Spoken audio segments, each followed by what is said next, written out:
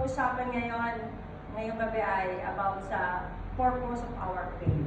Amen. Amen. Kalimitan, nagtatanong tayo bakit. Siguro, isa na kayo doon. Kasi yung kaibigan ko na nakausap ko, sabi niya sa akin, Pastora ka ba talaga? Nananalangin ka ba talaga? Sabi niya. Kasi bakit nangyayari sa iyo yung lahat ng mga nangyayari na ito?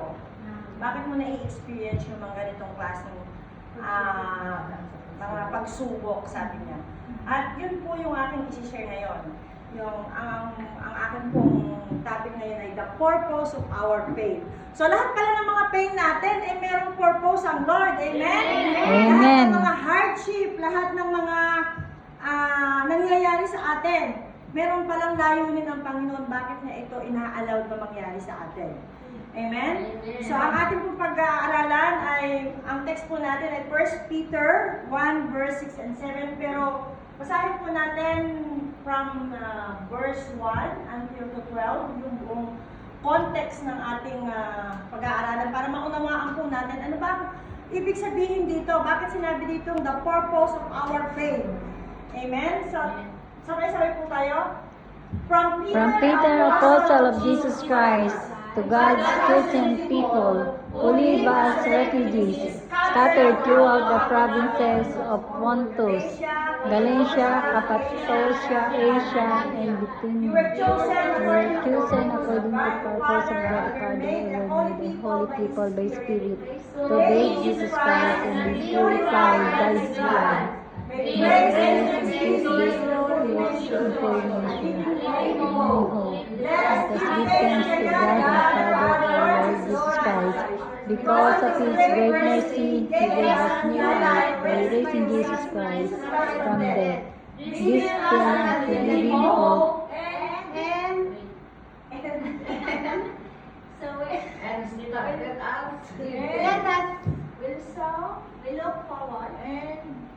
And so we look forward to possessing the gifts this blessing keeps for His people. He keeps them for you in heaven. Cannot be careful or fade away. They are for you who through faith are kept safe by God's power, the salvation which is ready to be revealed at the end of time. Be glad about this, even though it may be sad for you to be sad.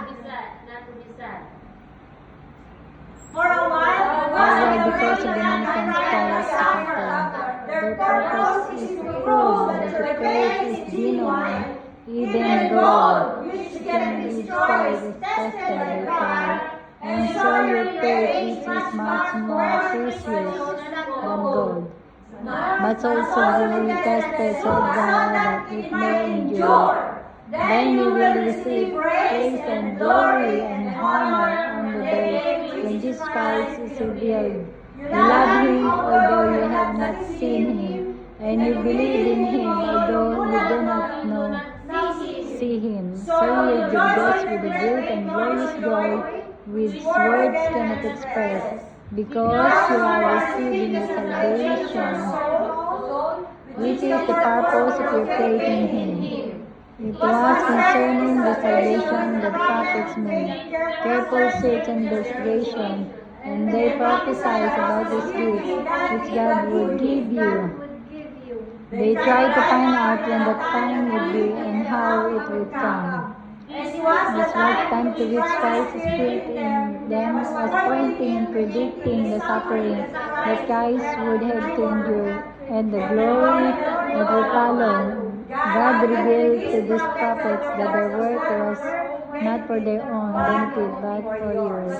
Amen. Father God, pagpalain po ang pagkabasa ng iyong salita ngayong gabi at patuloy, O Diyos, na inimbitahan namin ang patuloy na pagsama ng banal mong Espiritu. Gusto kong mag-reveal sa amin ang katotohanan ng Panginoon, O God. Tulungan mo po kami na maunawaan namin kung ano po yung purpose ng pain, Panginoon, na nangyayari sa amin. Salamat po. Itago mo po ako sa likod ng iyong cross sa mga oras na ito.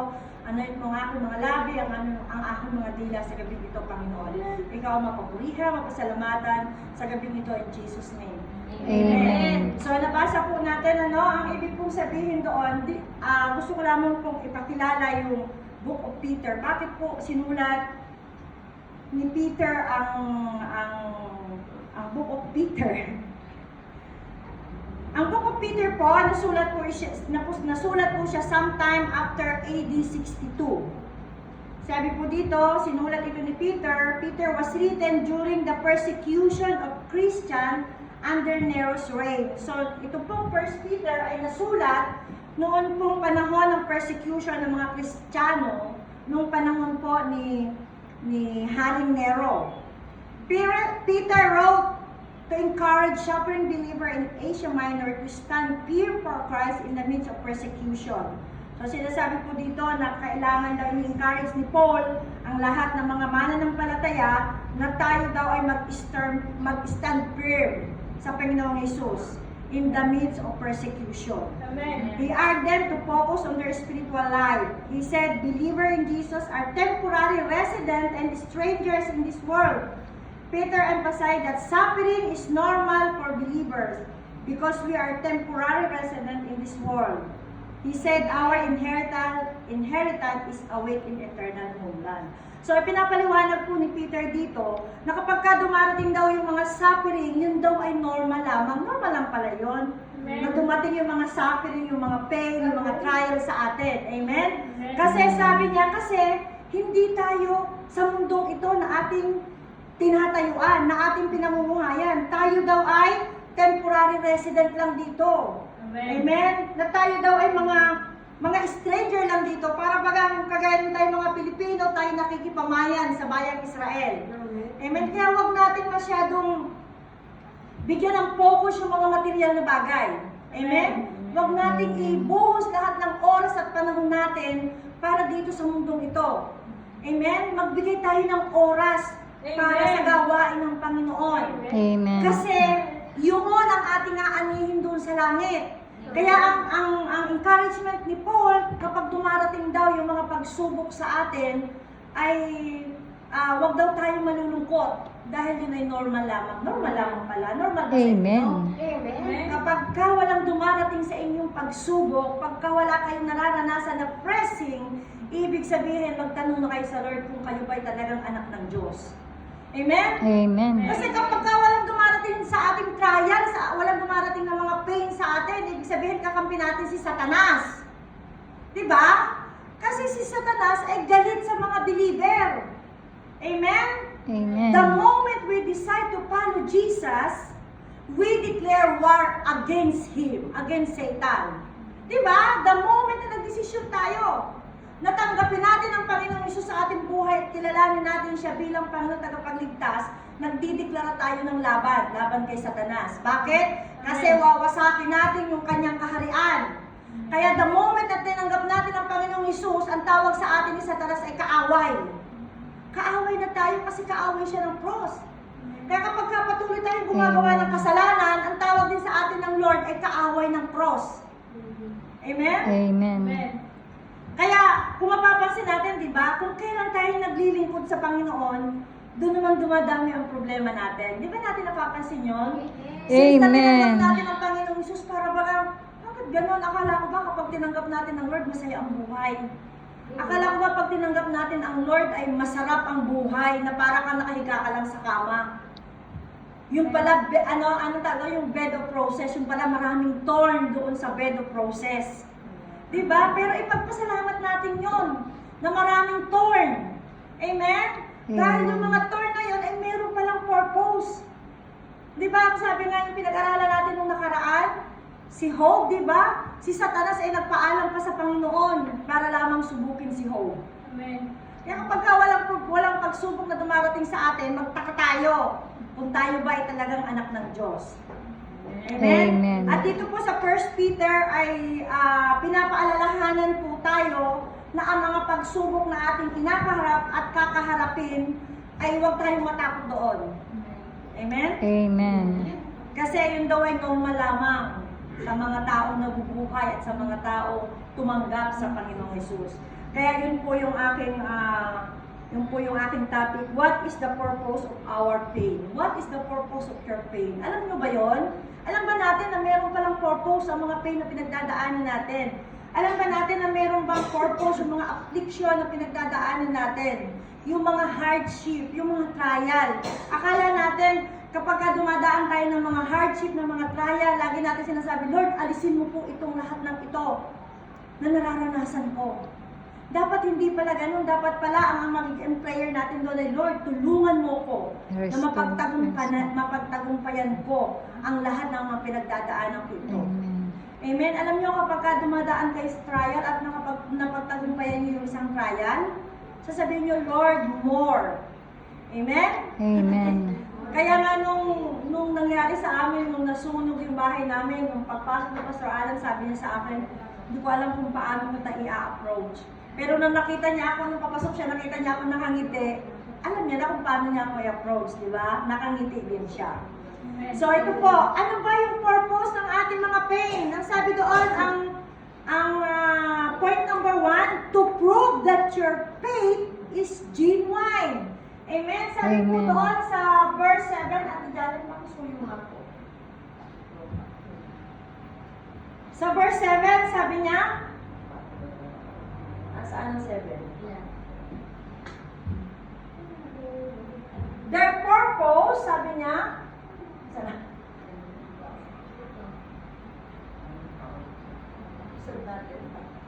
Okay. Sobrahan. Their purpose is to prove that your faith is genuine. Uwa? Amen. Diba? Ang purpose daw ng pain na pinagdadaanan natin ay para daw mapatunayan na ang atin daw pong pananampalataya ay totoo. Ang sabi doon, di ba? The purpose, sabi niya, their purpose is to prove that your faith is genuine. Amen. Kaya pala dumadaan tayo ng mga ganitong klaseng pagsubok para mapatunayan, genuine ba yung faith natin? O fake ba yung faith natin? Baka naman yung faith natin, kaunting pagsubok lang, may nagsabi lang sa'yo, oy, pangit ka. Ayoko nang magsimba. Kasi sinasabi doon na pangit daw ako. Di ba dapat kahit na anong mangyari, ano man ang ma-encounter natin, patuloy pa rin tayo sa Panginoon. Amen. Kasi ang sabi nga ni Paul, tayo ay temporary lamang dito. Diba? Ang ganda po nitong verse na nakuha ko. Sabi niya sa 2 Corinthians 4 verse 8 and 9, we are hard pressed on every side, but not crushed. We are pressed but not crushed. Diba? May kantang ganun, diba? We are pressed but not crushed. Sabi niya, perplexed but not despair. Persecuted but not abandoned. Amen? Amen. Struck down but not destroyed. Hallelujah. Amen. Diba? Sabi niya, hard pressed on every side but not crushed. Kailangan ma-press tayo kagaya ng olive. Hindi po lalabas ang masarap na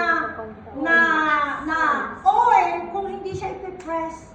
Diba? Amen. Hindi siya ipipress.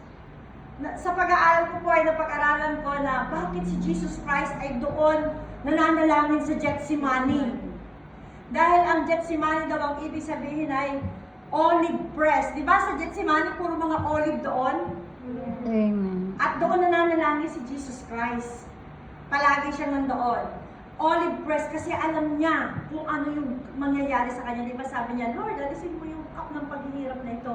But not my will, your will be done. Di ba?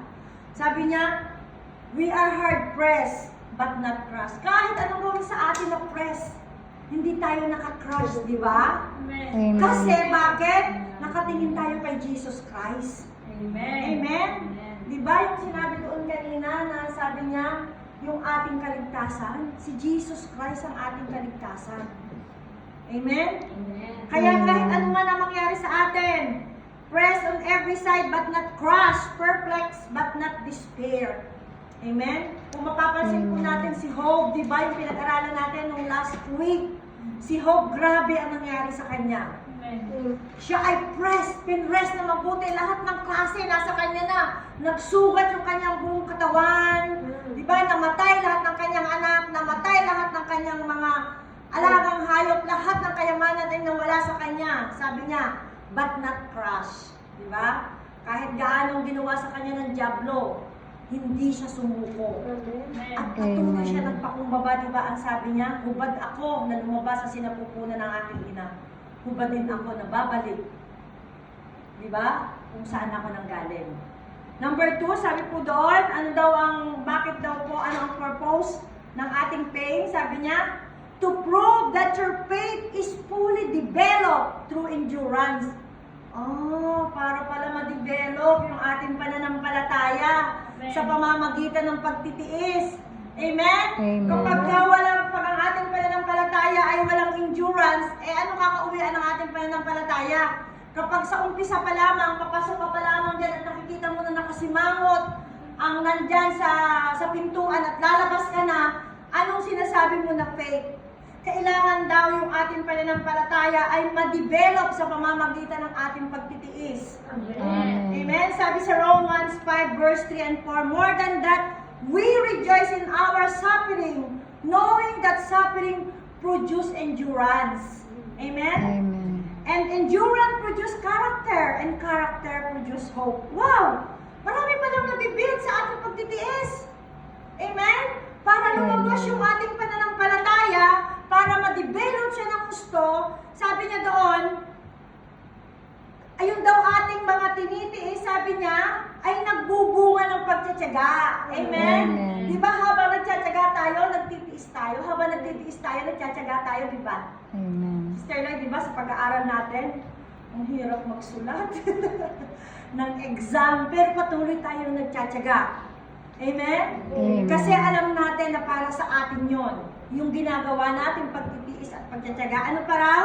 Ang pagtsatsaga ay nagbubunga ng mabuting pagkatao. Amen? Nung dahil para sa ating pagtitiis, yun ay nagbubunga ng pagtsatsaga. Yung ating pagtsatsaga ay nagbubunga ng mabuting pagkatao. Amen. At sa pagkakaroon natin ng mabuting pagkatao, ito ay nagbubunga ng pag-asa. Diba? Nagkakaroon tayo ng pag-asa, ng hope. Amen. Amen? Amen. Ano kaya yung inaasahan natin? Ang yumaman tayo, yumaman saan? Yumaman doon sa langit. Diba? Palagi kong sinasabi tuwing tatayo ako dito, isa lamang ang bagay na madadala natin sa langit. At yun ay ang ginagawa natin na kalooban ng Panginoon. Amen. Ang lahat ng mga ginagawa natin sa Amen. mundong ito, ang pagpapagal natin from morning until evening, na pagtatrabaho sa mundong ito, hindi natin madadala yan. Nising ko, kahit gaano pa karami ang iyong kayamanan, gaano pa karami ang bahay mo, gaano pa kalawak ang lupa mo, pag ikaw ay namatay, wala kang madadala kahit itong physical na katawan na ito, maiiwanan dyan sa lupa, kung saan Amen. tayo nagmula. Amen. Amen? Pero yung ginagawa nating pagtitiis, di ba? From Jerusalem until Tel Aviv, magkano pamasahe. And then balikan na naman, papunta ng Jerusalem. Ang Lord ang magbibigay sa inyo ng reward sa ginagawa niyong pagtitiis at pagtsatsaga para lamang makatulong kayo sa gawain ng Panginoon dito sa Tel Aviv. Amen. Kaya nakakalungkot isipin, ang dami-dami natin. Pero mas inuuna pa nung iba yung pumunta sa ganito, pumunta doon. Hindi kasi nila alam ang katotohanan. Kaya tuwing magdi-devotion kami, sa devotion namin, lagi kong ini-explain sa kanila. Hindi alam ng tao ang katotohanan. Maraming mga Kristiyano ang hindi nakakaalam ng katotohanan. Kaya kapag dumating yung mga pain sa kanilang mga buhay, nawawala na sila. Hindi kasi nila nauunawaan na ang bawat pain na pinagdadaanan natin ay meron palang purpose ang Panginoon. Amen. Amen? Amen. Hindi kasi nila alam ang truth. Kapag nalaman nila yung katotohanan, yung truth, bakit tayo lumalaban, bakit kailangan natin magtiis, bakit kailangan natin magtiyaga, bakit kailangan natin magkaroon ng mabuting pagkatao. Diba? Para magkaroon tayo ng pag-asa. Ang yung pag-asa na yung magkaroon tayo ng pananampalataya. Lagi natin tatandaan, ang sabi doon, ang pananampalataya daw ay bunga ng mga bagay na hindi natin inaasahan. Yung hindi natin nakikita. Diba? Umaasa tayo na may mangyayari sa ating Amen. ginagawa. Diba? Pray tayo ng pray. Amen. Parang wala naman tayo nakikita. But spiritually, mayroong nangyayari sa lahat ng ating mga Prayer. pananalangin. Amen. Amen? At sa pagtitiis po ang makikita natin dito, di ba? Si Jacob. Ilang taon si Jacob nagtiis para lang makuha niya ang kanyang first love. Sino may mga first love dyan? Bago nakuha yung first love ay 21 years. Di ba? Pero hindi siya nagreklamo. Sige lang siya kasi meron siyang nakikita. Amen? Amen. Di ba meron siya nakikita, may tinitingnan siya. Sabi ni Laban, kailangan mo mag-serve ng 7 years. Okay, mag-serve ako ng 7 years. And then, dinaya siya ni Laban, di ba? Dagdagan pa ng 7 years, sabi ni Jacob, okay lang dahil nakikita ko na si Rachel. Di ba? 14 years! 14 years na ang nakadaan, sabi ni Laban, another 7 years para lang makuha mo si Raquel. At para bagang 21 days lamang yung kay Jacob. Di ba? Kasi nakatingin siya sa Panginoon. Ang Panginoon ay merong pangako sa kanya. Di ba? Ano yung pangako niya? Na makakamtan niya yung kanyang inaasahan. Amen? Siguro kung hindi nagtiis si Jacob, di wala sana siyang Jose. Eh wala sana siyang Benjamin. Di ba? Pero nagtiyaga siya. Di ba? Si Joseph, ginamit ng Panginoon para ma-save ang mga Israelita. Eh kung hindi nagtiyaga si Jacob, di ba? Kung after 7 years, di ba?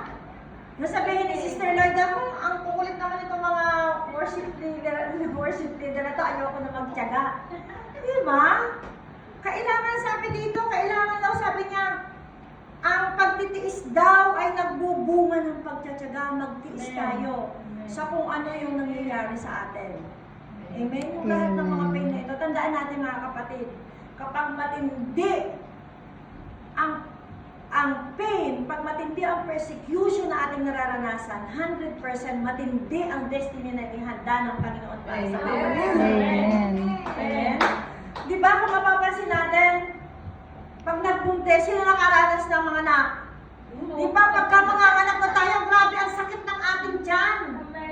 Di ba? Sabi nga ni Raquel, nung ipinanganak niya si Benjamin, sabi niya, ang ipapangalan ko sa kanya, Binoni. Di ba? Kasi pain and sorrow, kasi sobrang hirap ng kanyang pagpanganganak. Ang sabi ni Jacob, no, hindi Binoni ang ipapangalan ko sa kanya.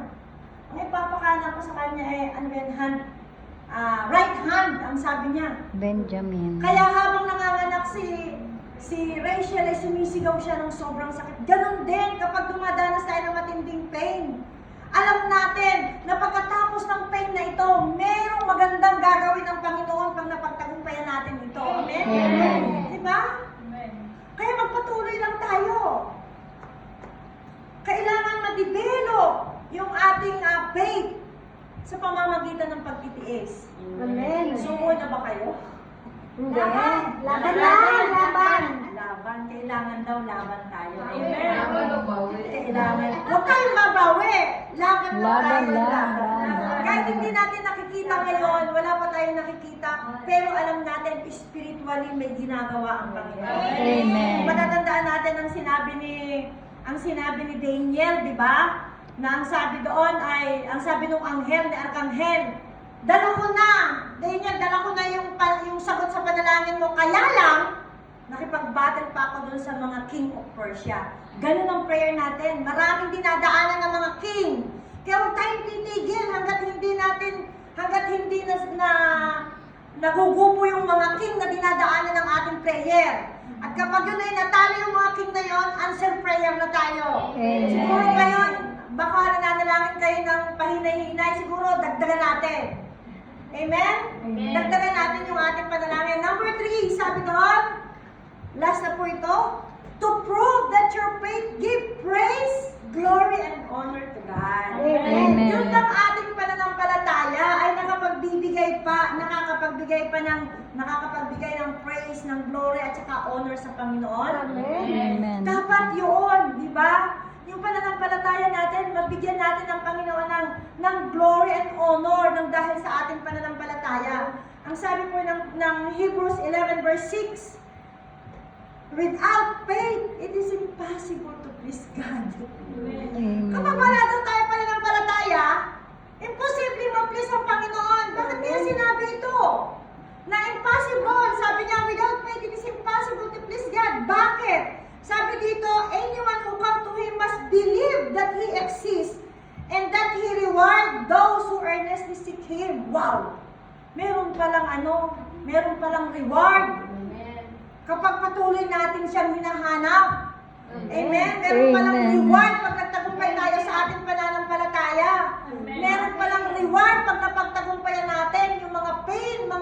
hardship at mga affliction na ating pinagdadaanan. Amen. Kaya tuloy lamang tayo mga kapatid. Huwag tayong titigil. Si Job, hindi siya tumigil. Nagpatuloy siya. Amen? Amen. Hanggang nakamtan niya ang pagpapala, ang reward sa kanya. Anong sabi sa chapter 42? Na ang sabi doon, ibinalik sa kanya ng ilang beses? Doble. Lahat ng nawala sa kanya. Imagine mo yun lahat. Kaya kung merong nawala sa'yo, kailangan i-declare mo palagi every morning when you are wake up, Lord, I restore lahat ng ninakaw ni Satanas sa aking buhay. Amen. Alam niyo ba na sa pangyayari sa amin dyan sa sunod din, every morning pag magpe-pray ako sa aking devotion, Lord, I restore. Nire-restore ko lahat ng ninakaw ni Satanas. Satanas, magbayad ka 70 times 7 sa pangalan ng makapangyarihang pangalan ng Panginoong Jesus. Amen. At sabi ko, Amen. Lord, kakatok ang pagpapala sa aming bahay. Amen. Since na nangyari nito, almost 1 month, ang blessing ay walang patid ng pagpasok sa amin. Amen. Amen. Though hinihintay pa namin yung mga gamit na kailangan, pero nandoon na po. Naka-order na, lahat ay bago. Imaginein mo yan. Amen. Hallelujah, di ba? Sabi ni Karen, ang sabi ng mga anak ko, hindi ko sinasabi sa kanila, pag nakikita nila akong nakatulala, sabi nila sa akin, Mami, remember that in everything God have purpose. Amen. Sabi ng mga bata, you know, Mommy, what is the purpose? God allowed that our house is on fire. Why? Matagal ka na kasi pinapalipat, ayaw mo lumipat kasi ang dami mong reklamo, ang dami mong katwiran, walang pera, walang maghahakot, walang ano. Ngayon, Mommy, you see, everything provided, sabi ng mga bata. Amen. Imagine Amen. mo, saan ako kukuha ng 17,000 second? Di ba? Na pang down sa bahay. Yun ang unang problema kung bakit hindi ako makalipat ng bahay. Pinansyal. Pangalawa, walang maghahakot. Ang hirap, ibababa, iaakyat, di ba? Solo lang ako. Pero ang ganda ng ginawa ng Panginoon, sinunog ng lahat. Amen? At ngayon ay papalitan niya ng bago. Lahat ay bago. Amen? Amen. Sabi ko, Lord, ayaw ko ng luma sa bahay namin. Dahil gusto ko, Lord, sabi ko, new beginning. Amen. Lahat ay bago. At to God be the glory dahil nakipag-meet po ako doon sa aking social worker. At sa harap ko, nag-order po siya ng lahat ng gamit namin. Refrigerator, washing machine, kama ng mga bata, sopa. Yung amo ko ay nagdala ng mga gamit sa mga plato, mga baso. Nung birthday ko po ay napakarami po nung natanggap ko regalo. Sabi ni Karen, Mommy, you know, all things work together for good, sabi niya. You know why? Kung nangyari ang sunog after ng iyong birthday, walang magregalo sa iyo kasi nagregalo na eh. Pero sabi niya, you see how God is good? Amen. Dahil Amen. nangyari ang sunog before your birthday, so that the people will give you blessings, sabi niya. There is no choice, sabi ni Karen. Wala silang choice. Kailangan nila mag-bless sa iyo kasi birthday mo at nasunugan tayo, sabi niya. Diba, kung makikita natin yung purpose ng Panginoon sa lahat na nangyayari sa ating buhay, diba? Kung iisipin natin masakit yung mga nangyayari sa atin. But, sa likod noon, makikita natin yung kamay ng Panginoon. Amen. Kapag dumadanas tayo ng mga matitinding problema at pagsubok, tingnan natin paano kinreate ng Lord ang mundo at ang tao. Sino ang naunang likhain ng Panginoon? Ang tao ba o ang pangangailangan ng tao? Pangailangan ng tao. Di ba bago tayo nilikha, nandyan na? Di ba? Amen. Hindi tayo ipinanganak na madilim. Ipinanganak tayo na maliwanag. Di ba? Meron ng hangin tayong nalalanghap, merong tubig na naiinom, merong pagkain na kakainin. Ano pa ba kailangan natin? Kaya tayo nilikha ng Panginoon for His purpose. Amen? Amen. Para magpuri at sumamba sa Kanya. Kaya nga ang sabi dito, ang ating pananampalataya, dapat ay makapagbigay puri sa Panginoon. Nabibigyan puri natin ang Panginoon sa ating Amen. pananampalataya. Amen. Hindi masasayang ang lahat ng ginawa ng Panginoong Jesus doon sa cross. Kaya ginawa niya yon para tayo manampalataya na mayroong Diyos na nagligtas sa atin. Amen. Na ibinigay niya yung kanyang buhay, di ba? Para sa atin. Para ano pa? Ano pa bang hihingi natin? Well provided na ang lahat. Di ba? Nalulungkot lang ako, nakakalungkot lang dahil pagdating ng Friday. Ha? Pagdating ng Friday, ilan lang tayo dito, di ba? Pero ang Lord, lahat tayo pinagpala. Hindi si Adan at si Eva lang ang pinagpala. Lahat ng mankind, di ba? Mananampalataya man o hindi mananampalataya. Dahil ang sabi ng Panginoon ay pinasisikat niya ang araw sa masasama at sa mabubuti. Ganon kabuti ang Panginoon. Sa masasama at sa mabubuti ay pinalisikat. Wala siyang pinipili. Amen. Pero tayo namimili tayo, di ba? Diba, nakarinig lang tayo ng konting pagkukorek. Ayaw mo na mag-church. Ayaw mo na umatid ng devotion. Eh, how much more kung direct kang itutuwid? Umalis ka sa kasalanan na ginagawa mo. Di mas lalong masakit yun, di ba? Kaya magpasalamat tayo na dito pa lang sa lupa, ikinukorek na tayo. Kasi pag namatay na tayo, hindi na tayo maikukorek pa. Amen? Amen. So kaya ang conclusion ko po, sabi niya, always remember that all our pain, all our hardship, and all Amen. our trial have a purpose. Amen. Amen? Huwag nating iwasan ng pain. Diba, kalimitan tayo, diba? Ayoko ng trial, ayoko ng pagsubok, ayoko ng pain. Huwag nating iwasan ng mga yan. Dahil kung mayroong pressing, mayroong lalabas na anointing. Hallelujah! Amen. Amen, diba? Kapag matindi ang pain, matindi rin ang inihandang destiny ng Lord para sa iyo at sa akin. Amen. Kapag kami dumarating na pagsubok, sabihin natin, Lord, salamat sa pagsubok na ito dahil merong destiny akong papupuntahan. Amen. Kapag hindi natin hinarap yung ating pagsubok na yun, yung pain na yan, ang dami-dami kaya na nag-a-attend na magpakamatay dahil dyan sa mga pain na yan na nararanasan nila. Kasi hindi nila alam ang katotohanan. Kaya mga kapatid, ang encouragement ko po sa bawat isa sa atin, huwag nating talikuran yung mga hardship, mga pain na yan na ginagawa sa atin, na nararanasan natin. Amen. Sa halip, yan po ay encouragement para sa mga taong nakapaligid sa atin. Amen. Amen? So, I hope na meron po kayong naunawaan. Amen. Okay, Amen. maraming salamat po sa gabi ito. Salamat na Yes, ipinaunawa mo sa amin, Panginoon, kung ano yung layunin mo po, Panginoon, bakit namin nararanasan ang mga pagsubok na ito, Panginoon, ang mga pain na ito, Panginoon.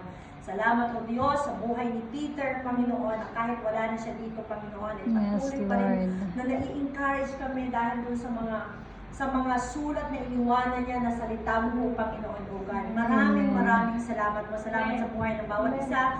Nalayan ko po, Panginoon, na magrema sa puso ng bawat isa, maiwan sa kanila, Panginoon, Lord, na kung dumating, Panginoon, ang mga pagsubok sa buhay, ang mga Amen. pain, mga hardship, Panginoon, makita nila, Panginoon, na meron kang purpose, Panginoon, sa bawat nangyayari na ito, Panginoon. Salamat, Ama, sa gabing ito, sa inyo. Papuri po sa salamat pagdakila in Jesus' name. Amen. Thank you po, Pastora.